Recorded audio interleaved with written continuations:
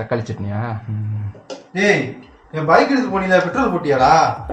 Petrol போட்டேன்டா 30 ரூபாய்க்கு. அம்மா பாருமா, இப்ப நான் 30 ரூபாய்க்கு போட்டிருக்காமா. புல்லட் போய் 30 ரூபாய்க்கு போட்டு அசிங்கப்படுத்துறாமா அவன். வண்டி எடுத்துட்டு போய் நான் போட்டு இருக்கிறப்ப காலி பண்ணிட்டு 30 ரூபாய்க்கு மாத்திரம் போட்டு வந்துடாமா. அப்பா இங்க பாரு, தேவலாம் அடிச்சுக்கிட்டு இருக்காம. இப்ப இந்த சண்டை சண்டையா இருக்கு, அவனை போச்சு சொல்லிடுற. அவனை என்ன பண்ணுவாங்க?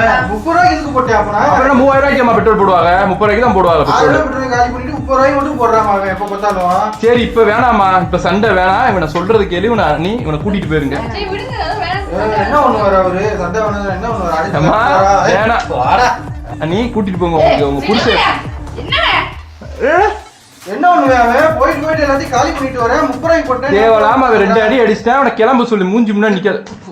என்ன அசையாத மரம் ஒன்று உய்ந்தது கீழே.